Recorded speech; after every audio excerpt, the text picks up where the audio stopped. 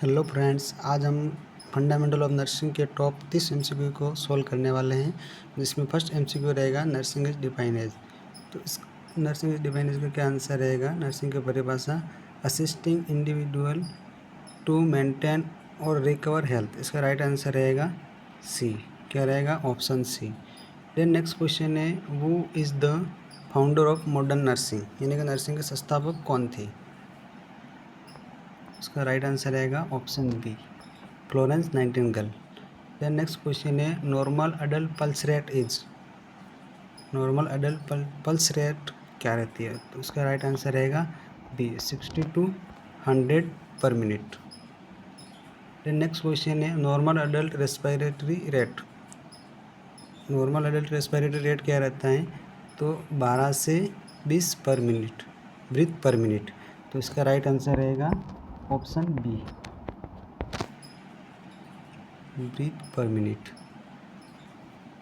Okay, the next question है, the universal precaution is mainly use to prevent, universal precaution mainly use to prevent.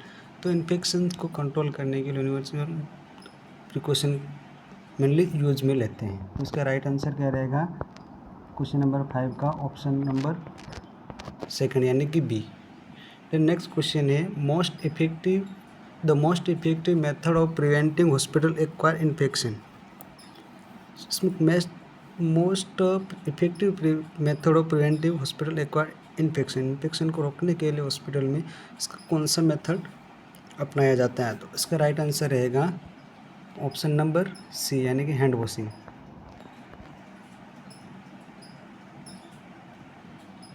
Option number C is the right answer. The next question है, which position is best for unconscious patient, unconscious patient को कौन सी position दी जाती है? तो इसका right answer रहेगा option C, lateral positions. Then next question है, the normal blood pressure of an adult. Question number 8 का आंसर रहेगा 120 to 80 mm ऑफ Hg, यानी कि option number B, option number B is the right answer. Then next question है, the abbreviation PRN means, PRN means का मतलब होता है कि एज नीड, यानी कि ज़रूरत पड़ने पर। तो इसका राइट आंसर रहेगा सी। देन नेक्स्ट क्वेश्चन है, the first step of the nursing process, nursing process की फर्स्ट स्टेप क्या रहती है? इसका राइट आंसर रहेगा option number B, assessment. Nursing step की फर्स्ट स्टेप रहती है असेसमेंट।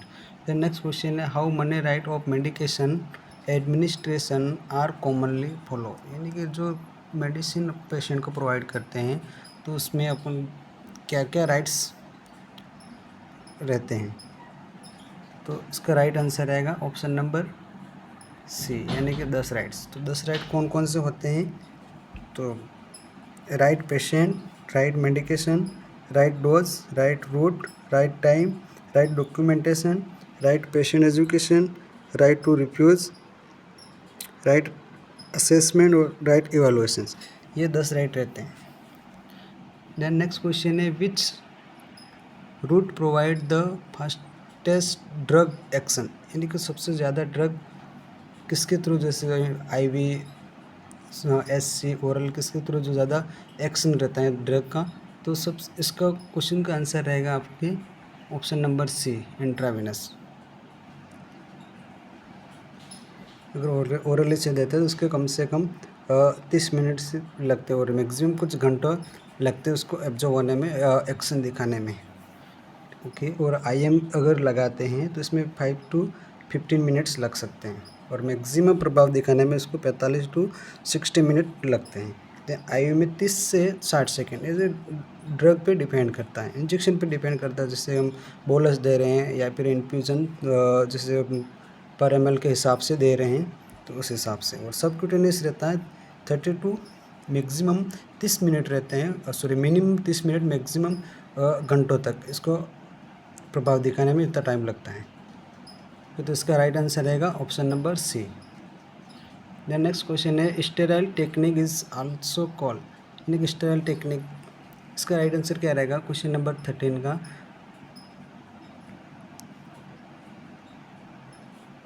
क्वेश्चन नंबर 13 का sterile technique is also called, तो इसका राइट आंसर रहेगा सर्जिकल एसेप्सिस, यानी कि क्वेश्चन नंबर 13 का राइट आंसर रहेगा B. B is the right answer. The next question है which instrument is use to measure blood pressure, कौन से इंस्ट्रूमेंट से ब्लड प्रेशर को मेजर करते हैं, तो इसका राइट आंसर रहेगा option number C. The next question bed sore are also known as, bed sore cure कैसे होते हैं, तो इसका राइट आंसर रहेगा प्रेशर अल्सर से। और क्वेश्चन नंबर 15 का B is the right answer, क्योंकि लंबे समय तक पेशेंट को एक ही पोजीशन में सुलाने से बेड शोर होने की ज़्यादा संभावना रहती है। द नेक्स्ट क्वेश्चन है द नॉर्मल ऑक्सीजन सेचुरेशन है कि एसपीओ टू नॉर्मल कितना रहता है, तो 95 to 100%, तो इसका राइट आंसर रहेगा 16 का option number C. Then next question है which injection is given into the fatty tissue, यानी कि फैटी टिश्यू में कौन सा इंजेक्शन लगाया जाता है फैटी टिश्यू में, तो सबक्यूटेनियस, इसका राइट आंसर रहेगा option number D. Okay, then next question है the main purpose of bed making, bed making का मेन पर्पज क्या रहता है,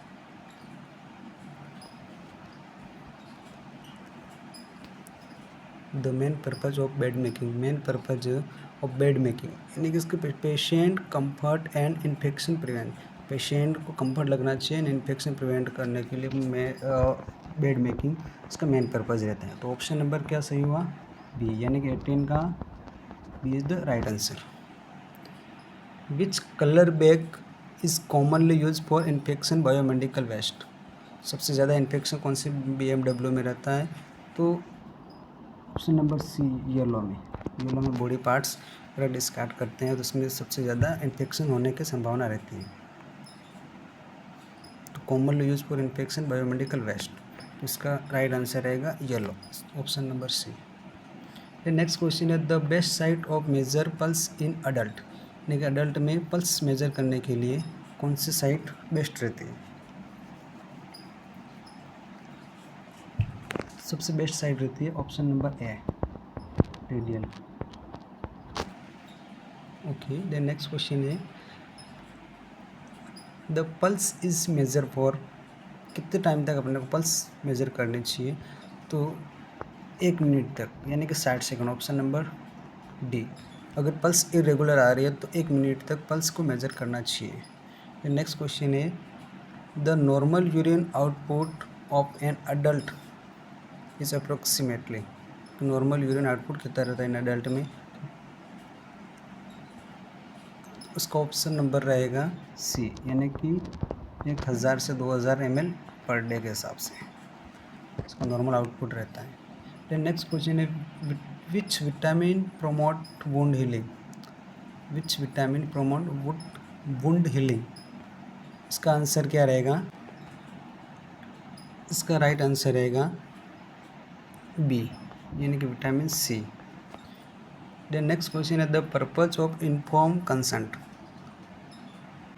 the purpose of inform consent, तो इसका राइट आंसर रहेगा प्रोटेक्ट पेशेंट राइट, यानी कि पेशेंट के सहमति से कुछ भी प्रोसीजर करते हैं तो इसलिए इसका राइट आंसर रहेगा प्रोटेक्ट पेशेंट राइट, ये पेशेंट का एक राइट है इन्फॉर्म कंसेंट का। देन नेक्स्ट क्वेश्चन रहेगा which pulse site is use during CPR in adult, अगर कोई पेशेंट कोलैप्स हो गया जिसके पल्स अपने को फील नहीं हो रही है, उसकी सांस से ब्रीथिंग रुक गई है, तो कौन पल्स फील नहीं हो रही है तो कौन सी साइट चेक करेंगे, पल्स साइट कौन सी चेक करेंगे, तो इसका राइट आंसर रहेगा बी, कैरोटिड पल्स चेक करेंगे, तो पेशेंट कोलैप्स हो गया है। देन नेक्स्ट क्वेश्चन है the abbreviation NPO means, NPO means होता है कि नथिंग बाय माउथ, यानी मुंह से कुछ तरल पदार्थ या खाना वगैरह नहीं खाना, तो इसका राइट आंसर रहेगा option number A, nothing by mouth. Then next question है the most important nursing responsibility before administering medication is, यानी मेडिसिन प्रोवाइड कराने से पहले नर्सिंग की क्या जिम्मेदारी रहती है? Check the doctor hand writing only, verify the right patient, ask another patient, check the room number. तो इसका राइट आंसर क्या रहेगा? तो वेरीफाई द राइट पेशेंट, यानी कि option number B right answer रहेगा इसका। देन नेक्स्ट क्वेश्चन है the best position for a patient with breathing difficult, यानी पेशेंट को सांस लेने में दिक्कत हो रही है तो कौन सी पोजीशन देना चाहिए?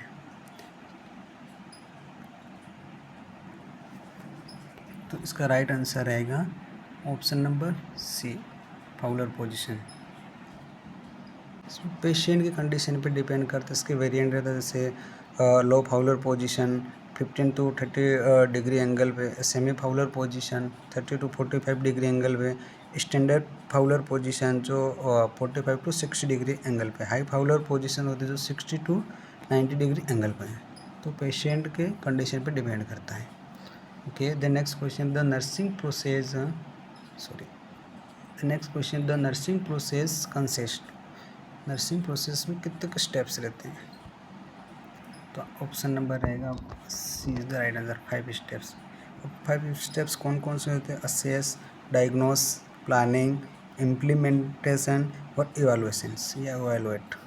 ओके, द नेक्स्ट क्वेश्चन है, लास्ट क्वेश्चन है जो which position is best for administering in enema, यानी कि एनिमा लगाते समय कौन सी पोजीशन देनी चाहिए पेशेंट्स को? इसका राइट आंसर रहेगा option number C, left lateral, यानी कि सिम्स पोजीशन देनी चाहिए।